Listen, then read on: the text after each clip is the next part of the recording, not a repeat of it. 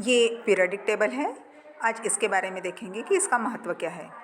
आवर्त सारणी मतलब पीरियोडिक टेबल।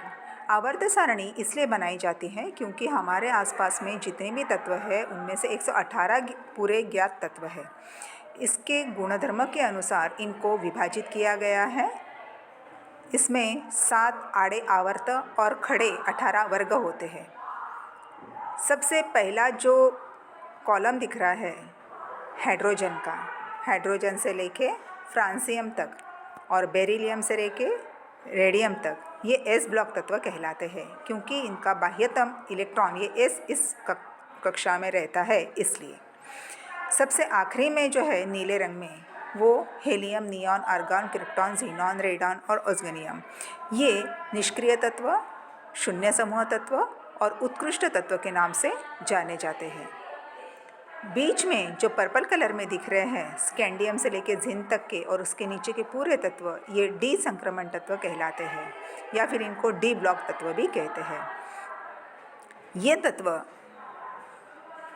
धातुएं पूरे उनके ही गुण दर्शाते हैं। ग्रीन कलर में उसके बाजू में जो दिख रहे हैं वो पी ब्लॉक तत्व के नाम से जाने जाते हैं। इसमें उपधातुएं एवं अधातुएं भी आते हैं।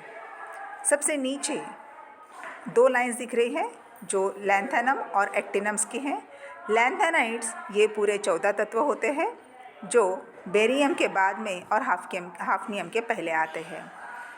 एक्टिनाइड्स ये भी पूरे 14 तत्व होते हैं जो रेडियम के बाद और रुदरफोर्डियम के पहले आते हैं। इन 14 तत्वों को वहीं पर एक साथ लिखना पॉसिबल नहीं था, इसलिए उनको आवर्त सारणी में पृथक स्थान देकर आवर्त सारणी में नीचे लिखा गया है। आवर्त सारणी ये परमाणु के बढ़ते हुए क्रम में लिखी गई है। जैसे हाइड्रोजन का परमाणु क्रमांक है 1, हीलियम का है 2, लिथियम का है 3, बेरिलियम का है 4, बोरॉन का है 5, कार्बन का है 6, नाइट्रोजन का है 7, ऑक्सीजन का है 8, फ्लोरीन का है 9 और नियॉन का है 10। मेंडलीव की आवर्त सारणी में अगर हम लोग देखेंगे तो परमाणु के बढ़ते हुए भार के अनुसार तत्वों को रखा गया था, लेकिन वहाँ पर ये नियम सभी तत्वों के लिए लागू नहीं पड़ा।